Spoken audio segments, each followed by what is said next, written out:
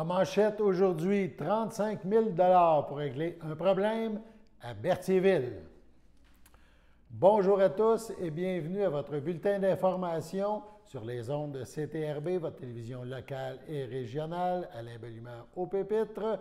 Et en manchette, donc 6 juillet, 35 000 c'est pour régler un problème récurrent.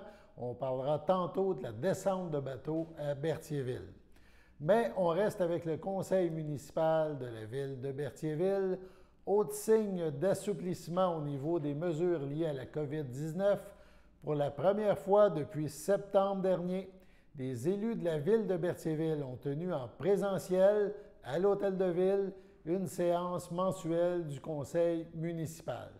En effet, lundi soir, ils étaient réunis dans la salle du conseil à plus de 2 mètres les uns des autres pour cette assemblée du mois. Dans la salle, quelques chaises aussi judicieusement déposées à plus de 2 mètres les unes des autres. Mais si on exclut le représentant de CTRB présent à cette séance, aucun autre Berthollet ne s'est déplacé pour l'occasion. C'est vrai que le Canadien disputait le même soir le 4e match de la série finale de la Coupe Stanley. À souligner par ailleurs, les conseillers municipaux Denis Darvaux et Alec Turcotte portaient fièrement leur chandail du tricolore lors de cette séance. À noter, la séance a pris fin quelques minutes avant le début de la partie de hockey et partie de hockey que le Canadien a finalement remportée. Au sujet de ce retour en présentiel, on écoute d'ailleurs la mairesse de Berthierville, Suzanne Lantel. On prend un extrait qui est tiré de son émission, de l'émission Berthierville vous informe. On écoute Mme Nantel. Puisque le 28 juin dernier, la région de Lanaudière est passée au palier vert, les séances du conseil municipal seront tenues en présentiel tout en respectant les mesures sanitaires, dont celle, entre autres, de la distanciation de 2 mètres par personne présente aux séances. Alors, vous êtes les bienvenus. Voilà. La municipalité la municipalité de la ville de Berthierville, investira donc plus de 35 000 pour régler un problème récurrent. On parle ici de la descente de bateau à Berthierville, là, au parc Gilles-Villeneuve, sur le bord, évidemment, du Saint-Laurent. Donc, selon le conseiller municipal Alec Turcotte, cet investissement vise à solutionner, et je cite, un problème majeur qui date de plusieurs années. On parle ici du contrôle du stationnement à proximité de la descente de bateau près du parc Gilles-Villeneuve. Les élus ont voté l'installation de 2 barrières avec horodateurs, une à l'entrée de la descente, l'autre à sa sortie. La firme Electro-Méga a obtenu le contrat au coût de 35 000 plus taxes. Le conseil municipal prévoit une tarification pour l'utilisation de la descente. Les citoyens de la ville de Berthierville n'auraient pas à payer. Les utilisateurs qui ne résident pas à Berthierville paieraient cependant. Donc, évidemment, c'est ce qui a été dit lors de la séance. On n'a pas parlé des tarifs, mais plus du principe. Ce dossier est sujet de discussion à l'hôtel de ville depuis de nombreuses années. Les élus municipaux souhaitent que ce système puisse améliorer une situation qui suscite le mécontentement de nombreux résidents du coin depuis belle lurette. On écoute aussi à ce sujet la mairesse Suzanne Nantel. Comme dernière résolution d'intérêt général, la Ville se devant d'assurer un environnement sécuritaire sur son territoire dans l'intérêt de ses citoyens, nous avons autorisé l'achat et l'installation d'un système de barrières avec horodateurs au parc Gilles-Villeneuve auprès de la compagnie Electro-Méga au coût de 35 000 pour un système de contrôle du stationnement pour les usagers de la descente de bateau située au parc Gilles-Villeneuve. On passe maintenant du côté de la MRC. Au début du mois de juillet, la municipalité régionale de Comté, la MRC de Dautré, a annoncé que le directeur de son service de sécurité incendie, le SSI, Daniel Brazeau, tirera sa révérence en novembre prochain, et ce, après une carrière de près de 45 ans à assurer la sécurité de la population. Avant de se joindre à la MRC de Dautré en 2004, M. Brazeau a œuvré en tant que directeur des services de sécurité incendie de Lanoret et de Lavaltrie. Au cours de son élogieuse carrière, il a entre autres agi en tant que président de l'Association des chefs de sécurité incendie du Québec, et ce pendant de nombreuses années. En 2015, l'Association canadienne des chefs de pompiers lui a décerné la distinction prestigieuse de chef pompier permanent de l'année au Canada. Quelques années plus tard, M. Brazeau s'est vu attribuer le prix d'excellence Paul Perreault par l'ACSIQ. Ce prix rend hommage à des personnes qui contribuent de façon remarquable à améliorer la sécurité incendie au Québec. Par la même occasion, la MRC a dévoilé l'identité de son successeur. Il s'agit de l'un des assistants directeurs actuels du SSI, André Roberge. Ce dernier fait partie de l'équipe depuis la constitution du service.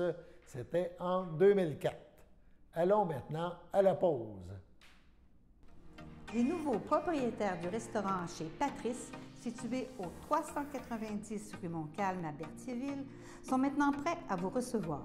Chez Patrice, on prépare vos mets favoris avec rapidité et méthodiquement. Par exemple, notre fameuse pizza de différentes sortes selon vos goûts. Vous pouvez profiter du spécial 2 pour 1, du méga spécial ou familial. Sans parler des spéciaux du lundi, mardi, mercredi, pizza de 12 pouces et de la promotion du vendredi d'une pizza de 14 pouces avec la deuxième à demi-prix. Mais il ne faudrait pas passer sous silence notre fameuse poutine québécoise, si populaire, préparée avec nos délicieuses frites, le meilleur fromage en ville et la succulente sauce qui ouvre l'appétit dans le temps de le dire. Naturellement, nous offrons aussi un menu varié avec les trios Patrice, les sous-marins, sandwich, frites maison, que ce soit éventuellement pour s'imprégner du décor chaleureux et coloré de la salle à manger ou pour l'instant du service au volant et au comptoir selon votre disponibilité, nous serons ravis de vous servir avec promptitude. De plus, nous offrons la livraison à domicile dans un rayon de 10 km pour les commandes de 10 $ et plus avec l'ajout d'un léger supplément. Alors, une seule lettre à retenir, P.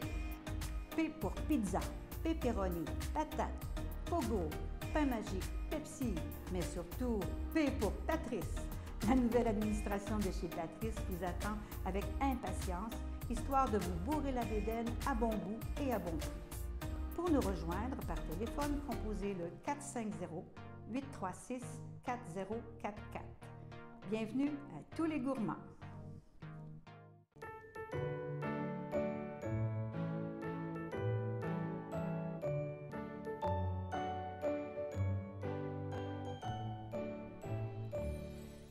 En ce 6 juillet, voici donc les anniversaires. La FADOC de l'Île-du-Pas souhaite bonne fête à Michel à Michel Lavallée. Et la même FADOC souhaite bonne fête à Richard Brissette, voilà, et à Linda Robillard. Donc, on répète, Michel Lavallée, Richard Brissette et Linda Robillard, c'est votre anniversaire aujourd'hui. Bonne fête! C'est votre anniversaire à vous, chers téléspectateurs. En ce 6 juillet, toute l'équipe de CTRB se joint à moi et vous souhaite un heureux anniversaire. Tantôt, on vous a parlé du conseil municipal de Berthierville. On passe à celui de Lanoret. La séance du conseil municipal de Lanoret s'est tenue hier soir, elle aussi, en présentiel. En plus des élus présents ou présentes, une dizaine de citoyens s'étaient également déplacés. Avant de débuter officiellement la séance, le maire Gérard Jean a tenu à mentionner quelques rectifications. Selon ses dires, on écoute le maire Jean. Je voulais juste revenir parce que j'ai eu quelques citoyens qui m'ont interpellé en me demandant, M. Jean, comment ça se fait? On entend dire que vous ne faites rien. Par exemple, pour les traverses de piétons, la bande cyclable entre Lanoret et Sainte-Geneviève-de-Berthier. Mais là, j'ai dit, écoutez, là, je me suis permis de ressortir quelques faits. Je ne sais pas si je vais vous les nommer parce qu'on en a beaucoup. D'ailleurs, j'aimerais mentionner ici, j'ai la résolution de la MRC de Dautré qui a été adoptée le 3 juillet 2019. Donc, ça fait 2 ans. C'est pas hier, là. Ça fait 2 ans que la MRC a adopté une résolution pour un appui à la municipalité de Lanoret concernant cette fameuse bande cyclable que moi, depuis que je suis au conseil, depuis 12 ans, même dans le temps que j'étais conseiller municipal, on faisait des pressions, puis depuis que je suis maire, je vous dirais que la députée m'a souvent entendu en parler, parce que quand on se parle, on m'appelle pour des subventions, puis je lui parle de la piste cyclable. Fait que disons qu'elle aime un petit peu moins ce bout-là, mais je pense que c'est important d'en parler, que je suis une personne très active, puis le conseil municipal, évidemment, avec l'appui du conseil municipal, dans ce dossier-là. Puis d'ailleurs, voyez-vous, on recevait le 25 septembre 2020 du ministère des Transports, encore une fois, un refus concernant, à ce moment-là, c'était un refus d'assurer le... Attendez une minute. Par rapport à la vitesse sur Grande-Côte-Est, parce que ça aussi, c'est un dossier que je défends depuis 8 ans, qu'on essaye d'avoir une vitesse qui est raisonnable. Puis ce qu'on demande, c'est 70 km/h tout le long. Ma collègue de Berthier est encore, elle aussi, en train de se battre pour ça, puis avec Sainte-Geneviève-de-Berthier aussi, parce que le ministère des Transports a autorisé un projet pilote à partir du rang Sainte-Philomène. Donc, une autre fois, ça avait été refusé. J'en ai là qui remontent jusqu'en 2016 ici, qu'on avait demandé une traverse de piétons à la rue José, qu'on n'a pas encore eue. Donc, écoutez, je pourrais faire le tour longtemps sur ça. J'en ai ici 2016, j'en ai même 70 km sur le chemin Joliette et sur Grande-Côte. Puis dans le temps même que c'était avant que Mme Castonguay soit au conseil, puis on en a parlé souvent avec les citoyens, parce qu'on sait que les jeunes qui font du vélo, qui viennent du rang Saint-François, c'est très dangereux sur le chemin Joliette, avec les camions remorques qui circulent là. On a aussi des plaintes des citoyens parce qu'il y a des vibrations dans leur maison. Fait que je peux vous assurer qu'il y a un gros travail qui est fait là-dessus. Et puis, j'en ai ici qui date de 2017. J'en ai une ici qui date de... J'ai vu un après-midi, là, en faisant le tour de ça, là, qui date de 2014. Fait que, comme je vous dis, on en fait des démarches dans ce dossier-là. Fait que s'il y a des gens qui vous en parlent, moi, en tout cas, j'ai quelques personnes qui m'en ont parlé, là. Ils me disaient qu'ils avaient vu des choses, mais c'est ça. On travaille sur le dossier. On est à l'écoute des citoyens. Et puis, donc, je voulais faire cette petite aparté-là. Lors de cette séance du Conseil, il a été aussi question du rapport annuel du maire. On écoute le maire Jean à ce sujet. Nous sommes rendus au point 6.1, qui est le rapport des faits saillants, du rapport financier et du rapport du vérificateur externe. C'était anciennement le rapport du maire. Donc, conformément aux dispositions de l'article 176.2.2 du Code municipal du Québec, en cette séance ordinaire du Conseil municipal du 5 juillet 2021, je fais rapport aux citoyennes et citoyens de la municipalité de Lanoret des faits saillants du rapport financier et du rapport du vérificateur externe pour l'exercice financier se terminant le 31 décembre 2020. Ces rapports ont été déposés lors de la séance ordinaire du Conseil municipal du 6 avril dernier. L'audit des livres de la municipalité de Lanoret a été effectué par le bureau de comptable Michaud-Clément Incorporé. De l'avis des auditeurs, les états financiers donnent dans tous les aspects significatifs une image fidèle de la situation financière de la municipalité au 31 décembre 2020, ainsi que des résultats de ses activités, de la dette nette et de ses flux de trésorerie pour l'exercice terminé à cette date, conformément aux normes comptables canadiennes pour le secteur public. Le rapport financier 2020 montre un excédent de fonctionnement de 1 556 120 $, considérant des revenus de fonctionnement de 7 334 236 $ sur des charges de 6 256 702 $, ainsi que des éléments de conciliation à des fins fiscales de 478 586 $. Le surplus de l'exercice provient, entre autres, de l'augmentation des revenus de taxes due à la croissance de la richesse foncière de la municipalité, qu'on appelle communément la RFU, la vente de terrains dans le parc industriel, des revenus de droits de mutation immobilière supérieurs à ceux prévus, ainsi que des revenus de taxes à la consommation supplémentaires. Une partie du surplus général a été affectée à l'exercice 2021, soit un montant de 745 000 $ et un montant de 50 654 $ a été consolidé et distribué à certains fonds réservés, tels que l'aqueduc et l'assainissement. Le fonds de roulement de la municipalité au 31 décembre 2020 est de 350 000 $. Il y a un capital engagé de 193 100 $ et un capital non engagé de 156 900 $. Selon les données disponibles à ce jour, l'endettement total net à long terme par 100 $ d'évaluation foncière pour notre municipalité est de 29 sous. Alors que, juste pour faire un parallèle, alors que l'endettement moyen des 15 municipalités de notre MRC est de 1,18 $. Pour les municipalités comparables au niveau de la population, il est 1,83 $ et celui de notre région administrative est de 2,45 $. Ça, c'est pour la région de Lanaudière. La charge fiscale moyenne des logements pour notre municipalité est de 1 527 $. Elle est de 1 949 $ pour les municipalités comparables au niveau de la population et de 2 211 $ pour notre région administrative.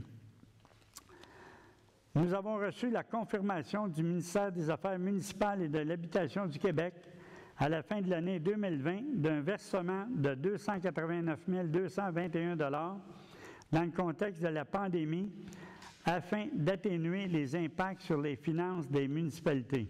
Nous pouvons constater à la lecture du rapport financier que la santé financière de la municipalité est excellente. Il est également important de mentionner que le profil financier 2020 est disponible pour tous sur le site du ministère des Affaires municipales et de l'Habitation du Québec. Vous pourrez constater à sa lecture que la municipalité de Lanoraie se démarque positivement par ses résultats. Voilà pour le mot du maire à Lanoraie. On parle maintenant médecin de famille dans Lanaudière. En juin dernier, le Centre intégré de santé et des services sociaux, on parle du CI3S, le CI3S de Lanaudière, a tenu à honorer, lors d'activités spéciales, les 23 résidents en médecine familiale, dont 13 ayant complété leur formation au groupe de médecine de famille universitaire, le GMFU du nord de Lanaudière et 10 au GMFU du sud de Lanaudière. Rappelant l'importance de la formation destinée aux médecins de famille pour assurer la relève, Mme Maryse Poupard, présidente directrice générale du CI3S de Lanaudière, a tenu à féliciter chaleureusement ses nouveaux diplômés. Au total, donc, ce sont 12 des 23 finissants qui ont choisi de pratiquer dans la région de Lanaudière. améliorant ainsi l'accès aux médecins de famille pour la population lanaudoise. Allons maintenant à la pause. Le samedi matin, dès 9h30, nos téléspectateurs sont invités au Super Bingo télévisé diffusé de nos studios de Berthierville. Depuis maintenant une vingtaine d'années, plusieurs adeptes de la télévision régionale se sont partagés un montant de 600 $ disponible chaque semaine lors de cette joute de bingo télévisé. Un animateur et 3 bénévoles se succèdent à la caméra dans le but de vous faire passer une petite heure agréable et payante le samedi matin. On peut se procurer les cartes de jeu chez les dépositaires autorisés participants, c'est-à-dire à Berthierville, le dépanneur Formule 1 rue Gilles Villeneuve, le marché IGA Extra sur la rue Gabrielle Brissette, le marché Métro rue Notre-Dame, la pharmacie Proxime rue Frontenac, le garage Pétroté sur la rue Gilles Villeneuve et à Saint-Ignace-de-Loyola, le marché Aldo rang Saint-Michel, le dépanneur Le Magasin Esso sur le chemin de la Traverse. C'est un rendez-vous tous les samedis matins à 9h30 sur les ondes de CTRB, votre télévision régionale et communautaire. Sachez que vous pouvez nous faire part de vos commentaires, soit pour une annonce gratuite sur notre babillard ou toute autre suggestion en nous rejoignant par téléphone au 450-836-5103, 450-836-5103, ou bien par courriel tvcberthierville@hotmail.com, sur Facebook en écrivant Facebook CTRB. Et surtout, n'hésitez pas à visiter notre chaîne YouTube afin d'y retrouver une grande partie de notre programmation sur YouTube CTRB. Les émissions sont classées par catégorie, vous permettant de chercher moins longtemps. Vous pouvez aussi cliquer sur le rectangle rouge « S'abonner » pour être à l'affût des dernières émissions enregistrées.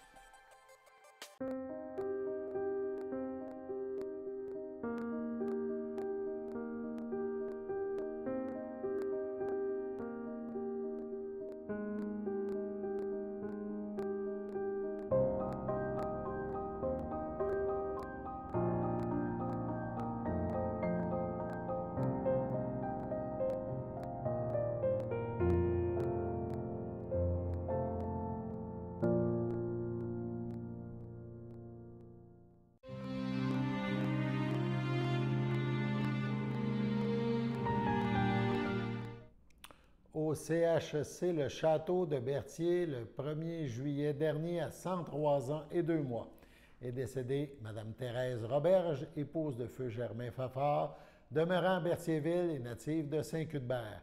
Lui a précédé son fils André, sa fille Suzanne, épouse de feu Jean-Claude Vadnet.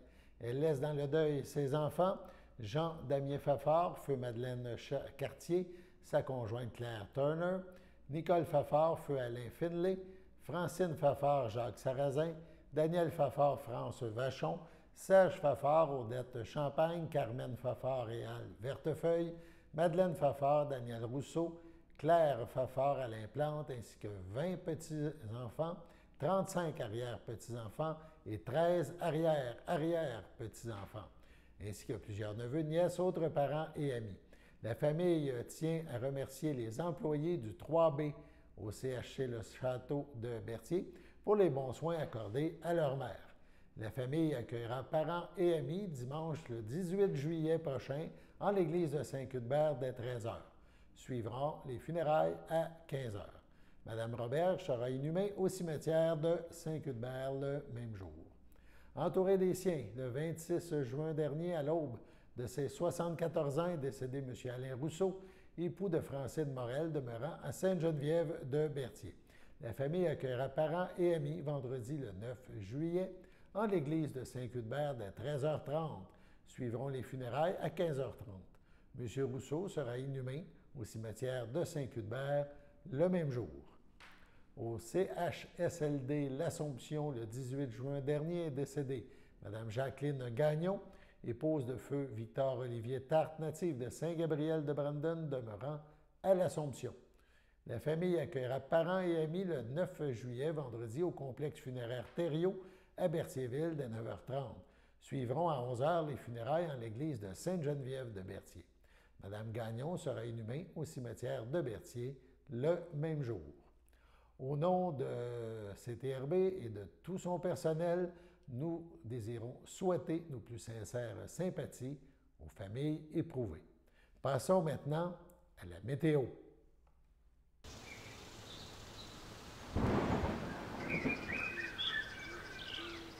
Alors bonjour tout le monde, j'espère que vous allez bien. Donc c'est moi Xavier pour la météo d'aujourd'hui.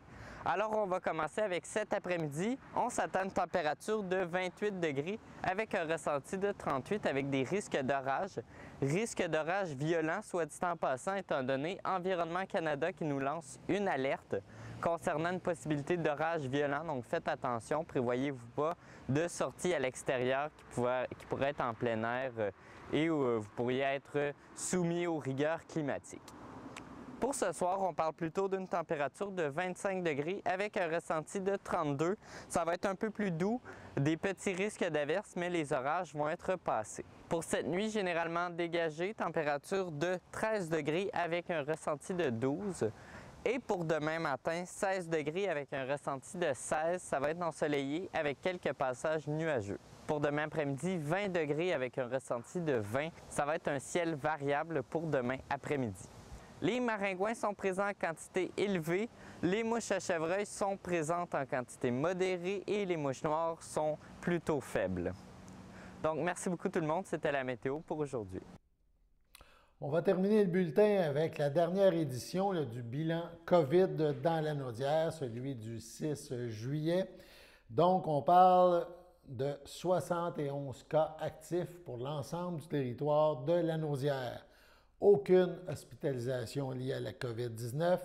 Il reste une personne aux soins intensifs. Le nombre de décès atteint maintenant 517 depuis le début de la pandémie. C'est un de plus que la dernière fois où on a fait ce bilan. Le nombre de cas rétablis, 23 499 Lanaudois, Lanaudoises qui ont contracté la COVID-19 sont aujourd'hui rétablis. Par MRC, tout d'abord, on parle de 71 cas pour l'ensemble des MRC. MRC d'Autrey, MRC de Joliette, MRC de Matawini et MRC de Montcalm, c'est moins de 5 cas par MRC. On parle même pour l'ensemble, c'est ça, moins de 5 cas. MRC de l'Assomption, on parle de 8 cas. MRC des Moulins, on parle de 28 cas. Dans ce cas-là, c'est le cas de le dire, au niveau de la MRC des Moulins, la municipalité qui tire un petit peu de la patte au niveau de la COVID, c'est Terrebonne qui affiche 25 cas, 25 des 28 cas de sa MRC. Donc, les choses quand même s'améliorent dans Dautrey, s'améliorent dans Lanaudière. Espérons que ça se poursuive, que ça aille dans le même sens pour les prochaines semaines, les prochains mois. Voilà, c'était votre bulletin d'information en ce 6 juillet. Alain Bellumeur au pupitre qui vous invite à être des nôtres demain pour notre prochaine édition de notre bulletin d'information. Bonne fin de journée.